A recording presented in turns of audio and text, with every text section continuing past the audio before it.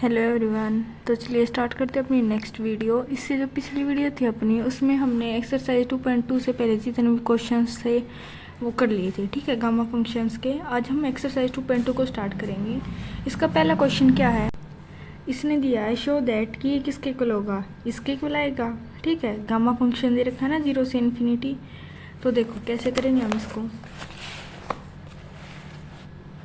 ये है हमारे पास। अब गामा फंक्शन क्या होता है, गामा एन किसके इक्वल होता है, इसके इक्वल होता है ना हमारा e माइनस एक्स की पावर n माइनस 1 dx। अब यहाँ पे देखो e की पावर क्या है, -4x है। इस 4x को क्या पुट कर लेंगे हम, t पुट कर लेंगे।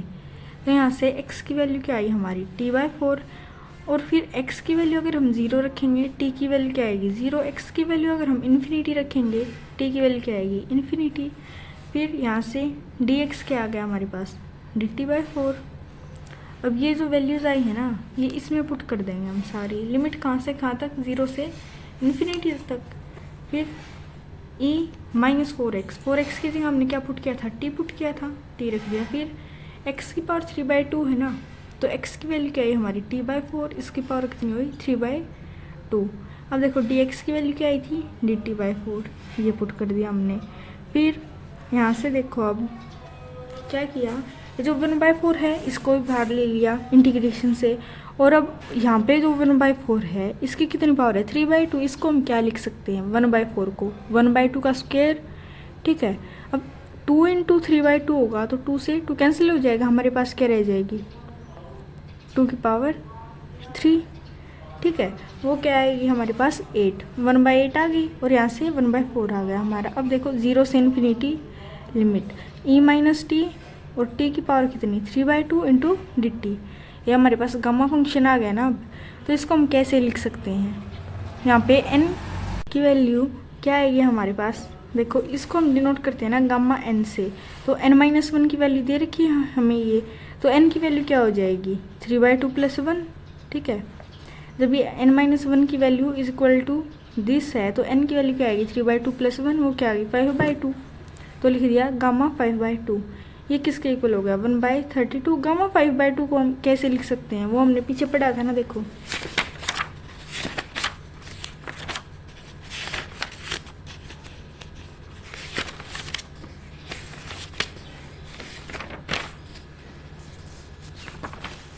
ये था ना हमारे पास।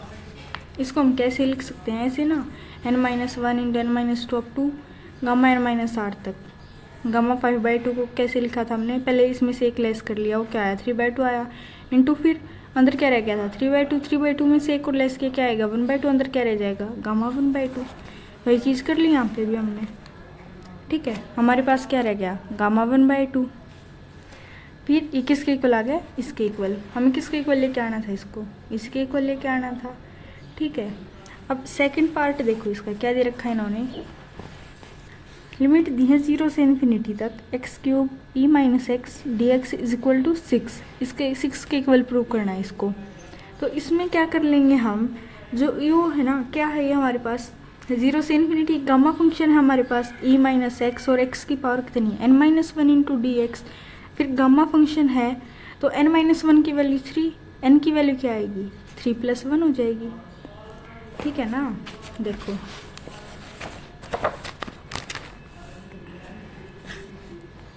क्या है हमारे पास, ये 0 से infinity x³ e minus X dx।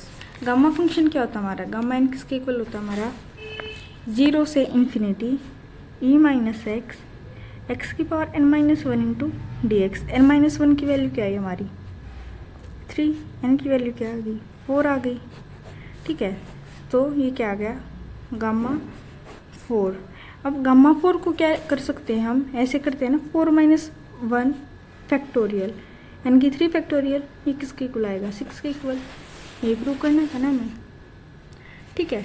अब इसके बाद क्या दे रखा है इन्होंने, थर्ड पार्ट देखो। थर्ड पार्ट में इन्होंने दिया 0 से infinity limit e minus x³ dx किसके इक्वल होगा गामा 4/3 के। अब यहाँ पे जो x³ है ना, इसकी जगह हम क्या पुट कर लेंगे t पुट कर लेंगे, ठीक है। फिर वहाँ से x dx इसकी वैल्यू फाइंड आउट कर लेंगे, लिमिट फाइंड आउट कर लेंगे और उसको सॉल्व कर देंगे। देखो कैसे करेंगे हम इसको। ये हमारे पास जो इसका, एक मिनट, अब ये हमारे पास जो थर्ड पार्ट है इसमें क्या दे रखा है कि हमें इसको किसके इक्वल लेके आना है, गामा 4/3 के इक्वल। ठीक है, तो सबसे पहले क्या कर लिया, x³ को हमने t पुट कर लिया, यहाँ से x की वैल्यू आ गई, dx की वैल्यू आ गई। ठीक है, और फिर लिमिट फाइंड आउट कर ली। वैन जब x की वैल्यू हमारे पास 0 होगी तो t की वैल्यू भी क्या होगी, 0। x की वैल्यू अगर इन्फिनिटी तो t की वैल्यू भी क्या होगी, इन्फिनिटी आएगी हमारे पास। तो अब ये जितनी वैल्यूज आई है ना इसमें पुट कर देंगे हम। देखो लिमिट कहाँ से कहाँ तक, 0 से इन्फिनिटी तक। फिर x³ की जगह क्या आया, t आया ना, -t हो गया। फिर dx की जगह हमारे पास ये आया था, ये पुट कर दिया। अब 1/3 को इंटीग्रेशन से बाहर लिख सकते हैं हम। अंदर क्या रह गया हमारे पास, ये क्या बच गया हमारे पास, गामा फंक्शन है ना, e-x की पावर n-1, ठीक है, इंटू dx। तो ये t की फॉर्म में है। ये क्या रह गया हमारे पास, यहाँ पे n-1 की वैल्यू क्या आई, -2/3। n की वैल्यू क्या हो जाएगी, -2/3 + 1, वो क्या आई, 1/3। तो ये गामा 1/3 आ गया। अब देखो हमने पीछे पढ़ा था ना कि गामा n किसके इक्वल होगा, वो था ना n-1 इंटू गामा n-1। ठीक है, वही चीज़ आ गई हमारे पास यहाँ पे n की वैल्यू क्या आ गई हमारे पास, 4/3। ठीक है, n-1 किसके इक्वल था, 1/3 के। और फिर गामा n-1 की, सॉरी n-1 हमारे पास 1/3, तो n की वैल्यू क्या हो गई, 1/3 + 1, वो क्या आई, 4/3। ठीक है, इसके इक्वल लेके आना था हमने इसको। अब आगे देखो, फोर्थ पार्ट ये रखा ना हमारा, इसमें क्या कर लेंगे, ये जो हमारे पास a² x² है ना, इसको हम t पुट कर देंगे। ठीक है, a² x² को जब हम t पुट करेंगे तो x² की वैल्यू आ जाएगी वहाँ से हमारे पास, फिर वहाँ से x की वैल्यू आ जाएगी। x की वैल्यू आने के बाद dx निकाल लेंगे। ठीक है, जब dx की वैल्यू आ गई हमारे पास, फिर उसके बाद क्या कर लेंगे, और क्या चाहिए हमें, लिमिट चाहिए ना।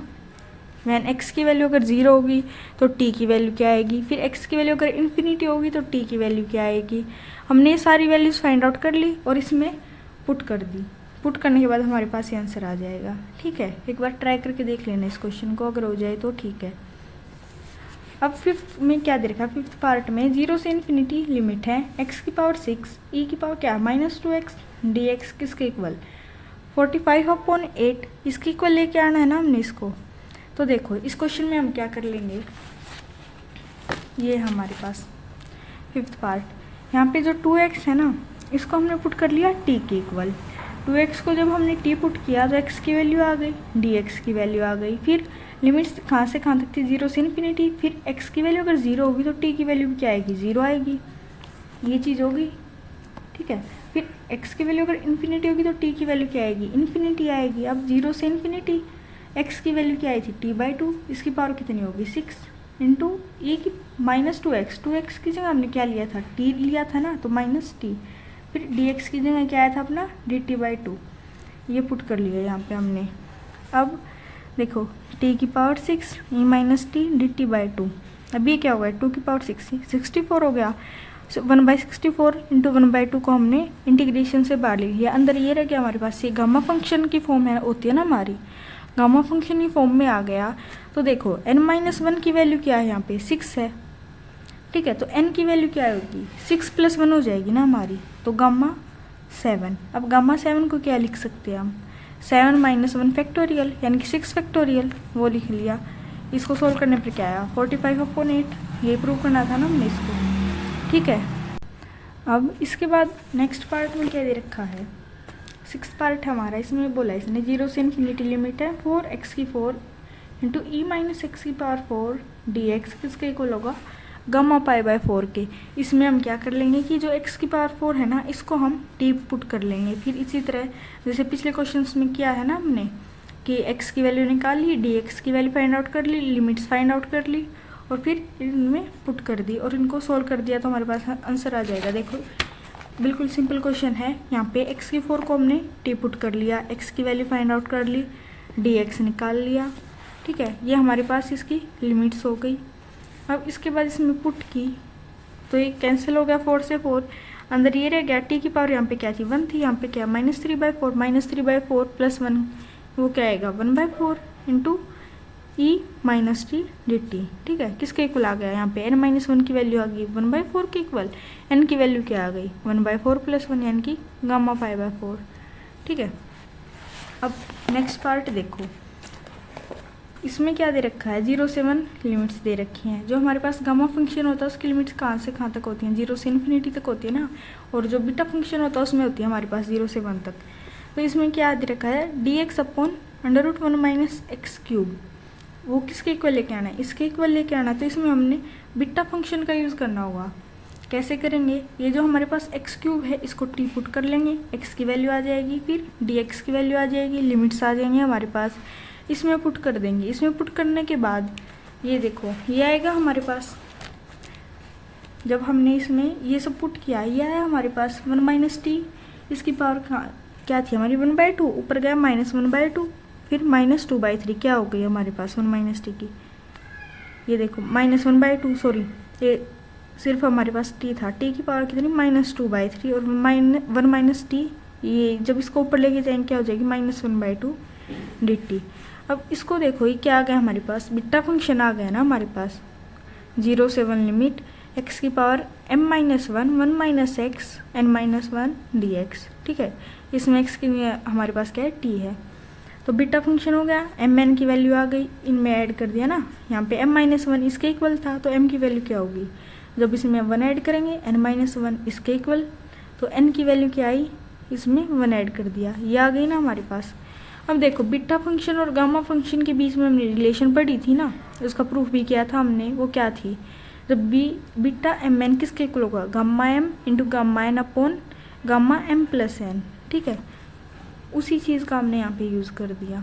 फिर इसको जब हम सोल्व करेंगे तो हमारे पास क्या आ जाएगा, गामा 1/2 की वैल्यू क्या होती है हमारे पास √π, पीछे इसका भी प्रूफ किया था हमने, तो आगे हमारे पास √π, फिर गामा 1/3 अपॉन गामा π/6, यही प्रूव करना था हमने।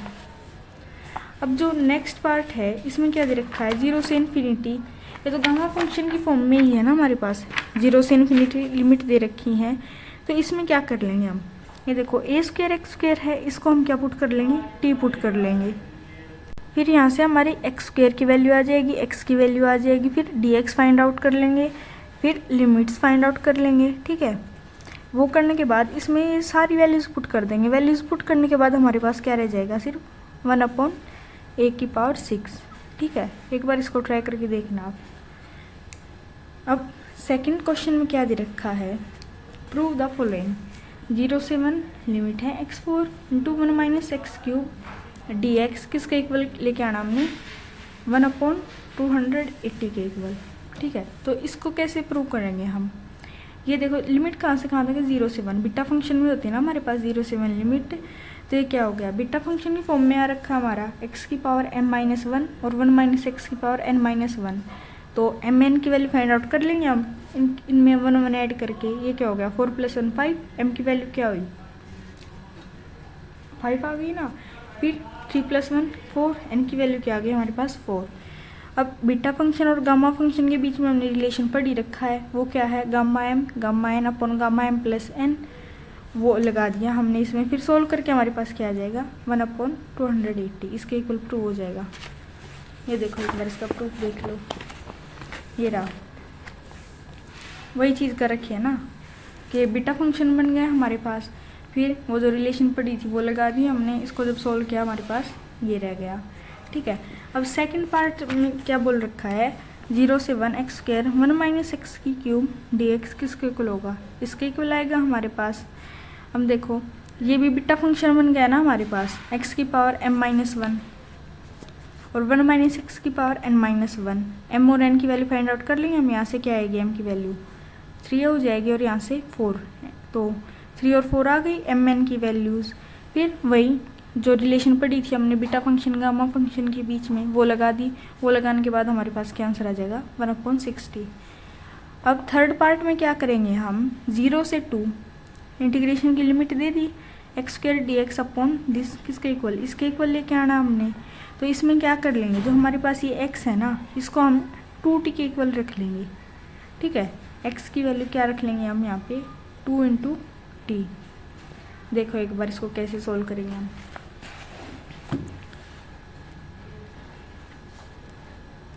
ये दे रखा हमारे पास, ठीक है।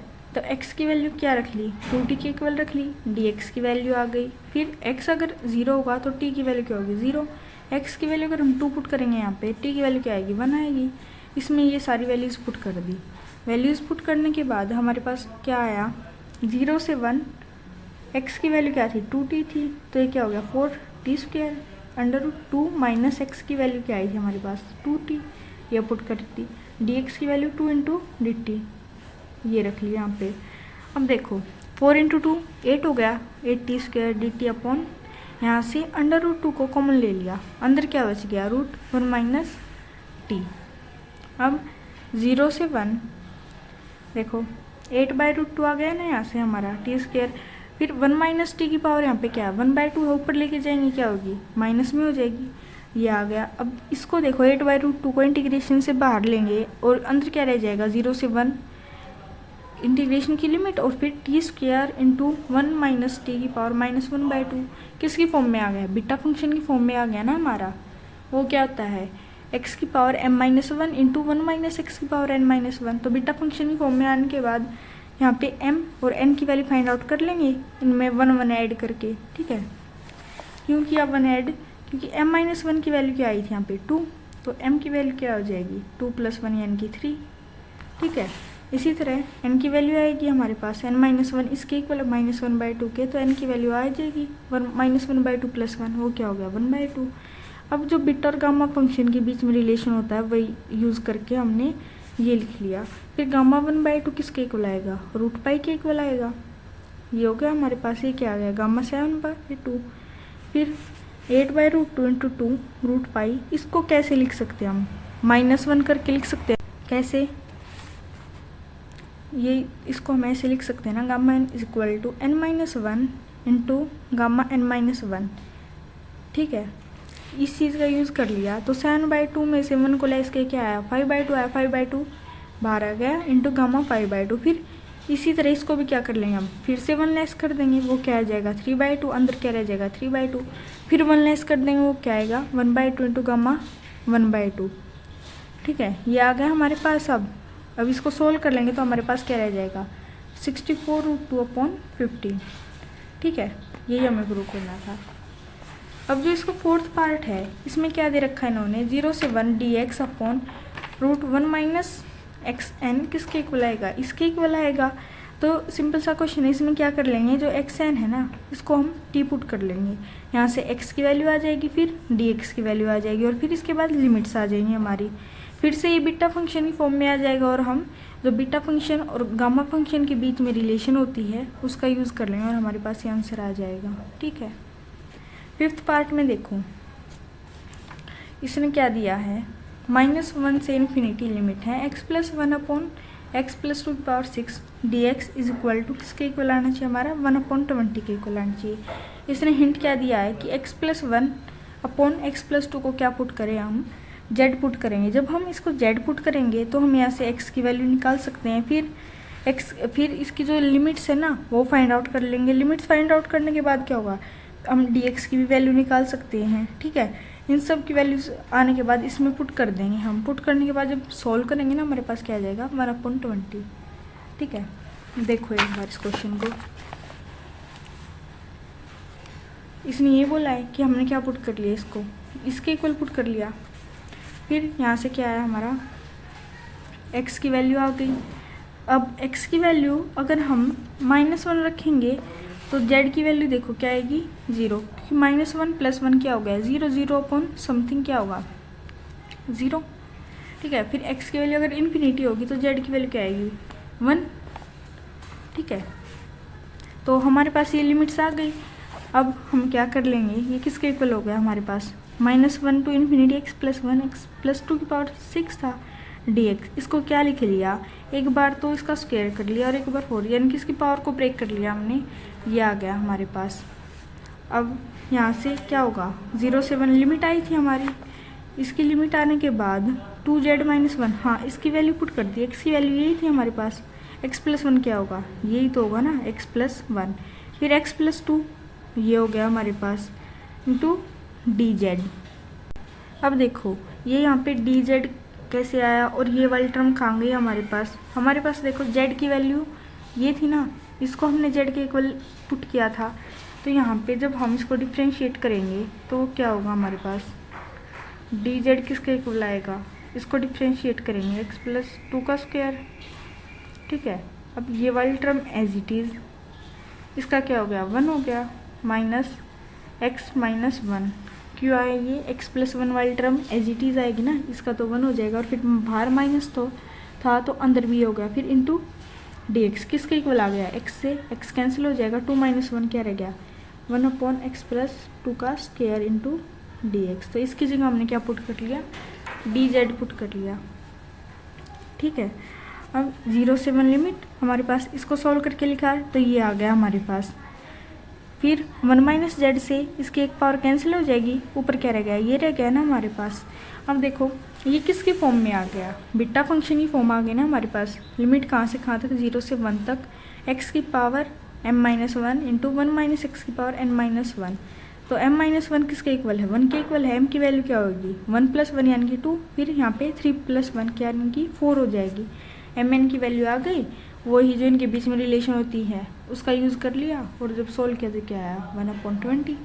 ठीक है, यही प्रूव करना था हमने इस क्वेश्चन में। अब इसके बाद हमारा question number 3, express the following in terms of gamma functions. Gamma function के टर्म में वो करना, एक्सप्रेस करना है इनको। तो देखो किसके फॉर्म में दे रखे हैं, बीटा फंक्शन में होते हैं ना हमारे पास लिमिट 0 से 1 तक। तो 0 से 1 इंटीग्रेशन की लिमिट है हमारे पास xm इंटू 1 माइनस xn, इसकी कंप्लीट की पावर क्या है p into D X, where mn p क्या है ग्रेटर देन 0 है। तो इसमें हम क्या कर लेंगे, xn को z पुट कर लेंगे हम। देखो कैसे करेंगे इसको, xn को जब हमने z पुट किया तो x की वैल्यू आ गई हमारे पास ये z की पावर 1/n, फिर dx की वैल्यू आ गई हमारे पास। dx की वैल्यू आने के बाद आप देखो जब x की वैल्यू को हम 0 पुट करेंगे तो z की वैल्यू भी क्या आएगी 0 आएगी, और x की वैल्यू अगर 1 होगी तो 1 की पावर n यानी कि 1 ही रहेगा ना, तो z की वैल्यू क्या आई 1 आ गई हमारी। अब ये जो वैल्यूज़ थी ये हमने इसमें पुट कर ली। इसमें पुट करने के बाद हमारे पास ये आया 0 से 1, x की वैल्यू क्या थी z की पावर 1/n यानी कि m/n आ गई, फिर इंटू 1 माइनस xn यानी कि z 1 माइनस जेड की power p into D x की वैल्यू क्या है, देखो ये वैल्यू आई थी ना हमारे पास dx की, ये पुट कर दी इसमें। अब 1/n को इंटीग्रेशन से बाहर लिया है हम, फिर 0 से 1 इंटीग्रेशन की लिमिट, अंदर क्या रह गया z की पावर m/n 1/n माइनस 1, तो m/n प्लस 1/n माइनस 1 क्या होगी m प्लस 1/n माइनस 1। ठीक है, ऐसे लिख सकते हैं ना हम इसको। फिर 1 माइनस जेड की power p into D Z, ये आ गया हमारा। अब इसके बाद देखो क्या होगा, ये क्या आ गया हमारे पास, बीटा फंक्शन बन गया ना हमारा। m और n की वैल्यू ये आ गई हमारी। अब बीटा फंक्शन और गामा फंक्शन के बीच में हम रिलेशन तो जानते ही हैं क्या होगी, बीटा mn किसके इक्वल होती है gamma m into gamma n upon gamma m plus n। यही पढ़ी थी ना हमने इनके बीच में रिलेशन, इसी का यूज़ कर दिया, mn की वैल्यू पुट कर दी इसमें और हमारे पास ये आ गया।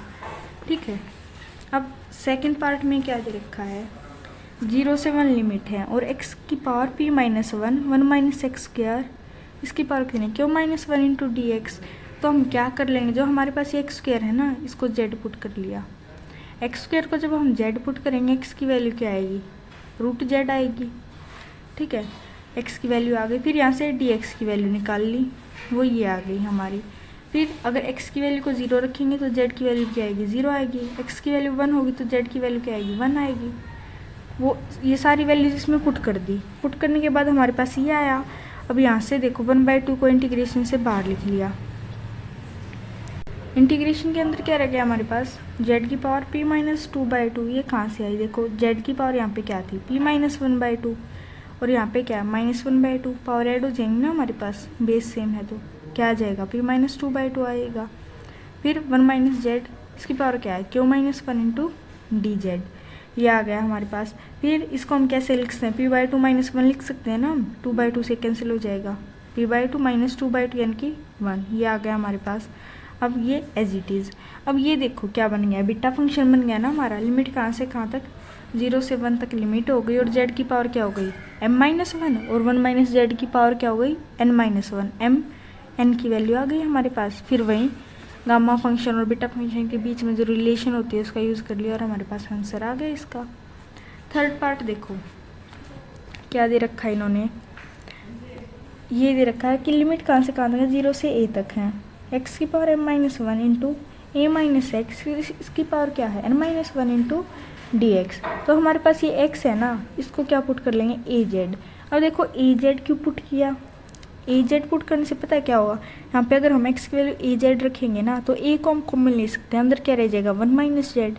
बीटा फंक्शन की लिमिट्स में हमें यही तो चाहिए ना, फिर वही तो बीटा फंक्शन और गामा फंक्शन के बीच में रिलेशन है उसका यूज़ कर लेंगे हम। ठीक है, इन क्वेश्चन में यही तो किया ना हमने ऊपर वाले क्वेश्चंस में भी। तो देखो x की वैल्यू को az रख लिया, फिर dx की वैल्यू आ गई। अब x की वैल्यू 0 आएगी तो z की वैल्यू क्या होगी 0 हो जाएगी। x की वैल्यू अगर a होगी तो z की वैल्यू क्या आएगी 1 हो जाएगी ना। अब देखो यही चीज़ आ गई ना, 0 से 1 लिमिट आ गई हमारी इंटीग्रेशन की। x की वैल्यू रख ली az, इसकी पावर क्या थी m-1, फिर यहाँ पे भी az रख लिया इंटू dx की वैल्यू क्या आई थी a इंटू dz। यहाँ से अब a को कॉमन ले लेंगे, a की पावर n-1 बाहर आ जाएगा ना हमारा। देखो ये आ गया am इंटू जेड की पावर m-1 a की पावर n-1, इसमें से बाहर ले लिया ना। ठीक है, अब यहाँ पे जो a था वो कहाँ पे गया हमारा, ये a था ना हमारे पास। अब देखो a की पावर क्या है m-1 और a की पावर यहाँ पे क्या 1, ऐड होएगी तो क्या होगा a की पावर m ना, तो ये am वहीं से आया हमारा।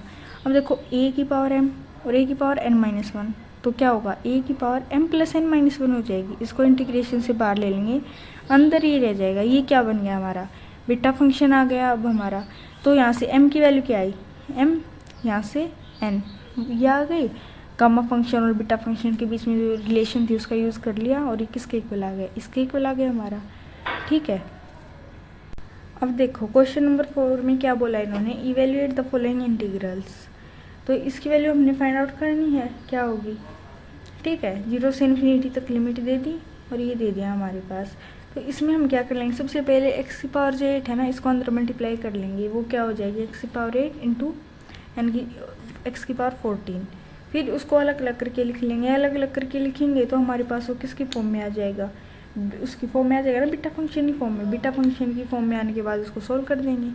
ठीक है, इसी तरह इस क्वेश्चन में कर लेंगे, इसकी अंदर मल्टीप्लाई कर ली, फिर इसको अलग अलग कर लेंगे, बीटा फंक्शन की फॉर्म में आ जाएगा और फिर इसका जो भी आंसर आएगा हमारे पास वो लिख देंगे। ठीक है, देखो एक बार कैसे करेंगे इसको।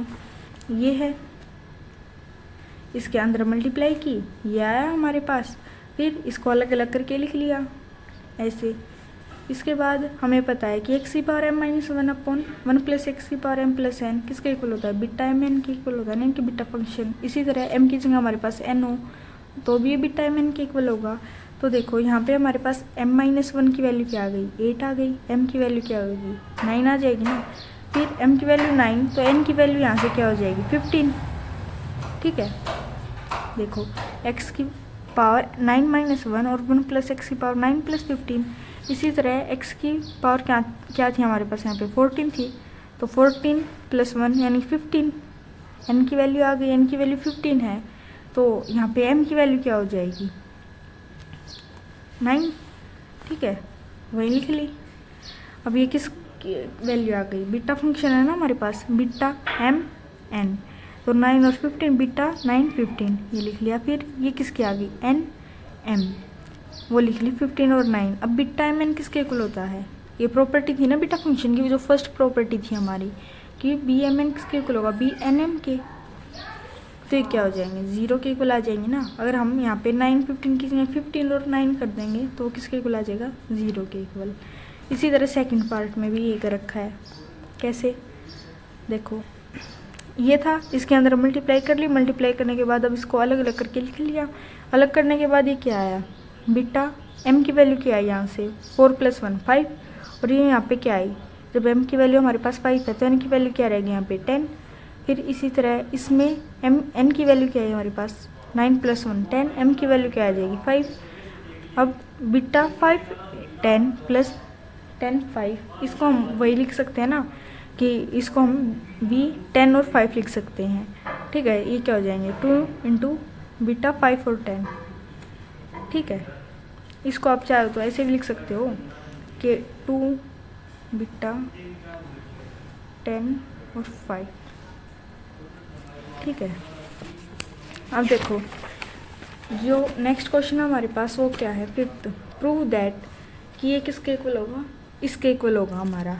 इसमें क्वेश्चन में क्या कर लेंगे हम, देखो ये क्वेश्चन हमारे पास क्या कर लिया, x की पावर 4 है ना, इसको z के इक्वल लेट कर लिया हमने, z के इक्वल पुट किया, x की वैल्यू आ गई यहाँ से, dx की वैल्यू आ गई हमारी। फिर x की वैल्यू अगर 0 होगी तो z की वैल्यू क्या हो जाएगी 0, x की वैल्यू 1 तो z की वैल्यू भी 1, लिमिट भी आ गई। ये सारी चीज़ इसमें पुट कर दी। पुट करने के बाद हमारे पास ये आया, ठीक है। 1/4 को इंटीग्रेशन से बाहर लिया, 0 से 1 लिमिट, और हमारे पास ये आ गया। ये क्या बन गया हमारा, बीटा फंक्शन बन गया ना, बीटा x की पावर m-1, m-1 इसके इक्वल है तो m की वैल्यू इसमें 1 ऐड करेंगे तभी आएगी। फिर इसी तरह n की वैल्यू आ गई हमारे पास। अब बीटा mn की वैल्यू आ गई तो क्या कर लेंगे, जो गामा फंक्शन और बीटा फंक्शन के बीच में रिलेशन थी उसका यूज़ कर लिया, ये आ गया, इसमें वैल्यूज पुट की तो हमारे पास ये रह गया। अब क्या कर लिया कि multiplying numerator and denominator by gamma 1/4, gamma 1/4 और 1/4 से मल्टीप्लाई करने के बाद हमारे पास ये आ गया, ठीक है। ऊपर गामा 1/4 था ही तो ये क्या हो जाएगा, गामा 1/4 का स्क्वायर इंटू गामा 1/2। फिर यहाँ पे नीचे भी मल्टीप्लाई किया था ना हमने गामा 1/4 से, है तो क्या आ गया हमारे पास, ये आ गया। अब ये देखो क्या हो गया हमारे पास, यहाँ पे डुप्लीकेशन फॉर्मूला लगा सकते हैं हम। उसमें क्या था कि गामा m, डुप्लीकेशन फॉर्मूला हमारे पास यही था ना, gamma m into gamma m + 1/2 किसके इक्वल होगा, √π अपॉन 2 की पावर कितनी 2m-1 इंटू में क्या था हमारे पास गामा 2m था, ठीक है।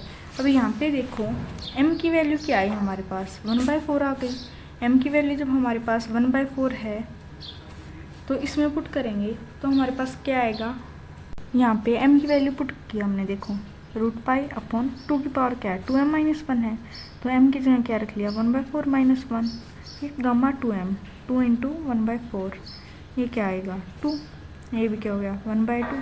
फिर किसके इक्वल आ गया ये हमारा, ऊपर तो रह गया √π, अब गामा 1/2 रह गया ना हमारा। गामा 1/2 किसके इक्वल होता है, प्रूव किया था ना हमने √π के इक्वल, अपॉन में 2 की पावर कितनी 1/2 - 1 किसके इक्वल हो जाएगी 2 की पावर -1/2। फिर √π इंटू √π किसके इक्वल होगा पाई के इक्वल, और 2 की पावर -1/2 है, इसको ऊपर लेके जाएंगे क्या हो जाएगी √2, ठीक है। तो क्या आ गया हमारा √2π, वही चीज़ है यहाँ पे, ठीक है। फिर ये क्या आएगा हमारे पास 1/4 √2 इंटू 1/√π। यहाँ पे देखो अगर हम √π अपॉन √π यानी कि √π से मल्टीप्लाई कर दिया, √π से डिवाइड कर दिया तो ये क्या हो जाएगा, ये तो पाई रह गया ऊपर, ठीक है। नीचे क्या आ गया √π इंटू पाई, फिर पाई से पाई कैंसिल, ये क्या बच गया हमारा 1/√π, ठीक है। और फिर ये क्या था गामा 1/4 स्क्वायर किसके इक्वल आ गया हमारे पास ये 1/8 √2 अपॉन पाई। यहाँ पे भी क्या कर लिया √2 से मल्टीप्लाई कर लिया, √2 से डिवाइड कर दिया, ऊपर क्या आ गया √2, नीचे क्या आ गया 2, ठीक है। तो 4 × 2 = 8, ऊपर था हमारा √2 नीचे √π, तो इसको कैसे लिख सकते हैं हम √2/π लिख सकते हैं। ये क्या हो गया गामा 1/4 स्क्वायर, इसी के इक्वल प्रूव करना था हमने इसको, ठीक है। यही था ना हमारा क्वेश्चन, किसके इक्वल प्रूव करो, ठीक है। तो बाकी के जो क्वेश्चन है उन्हें हम नेक्स्ट वीडियो में करेंगे, तब तक आप इन 5 क्वेश्चंस को ट्राई करके देख लेना। अगर कोई प्रॉब्लम हो तो आप हमें बता सकते हैं, ठीक है। धन्यवाद।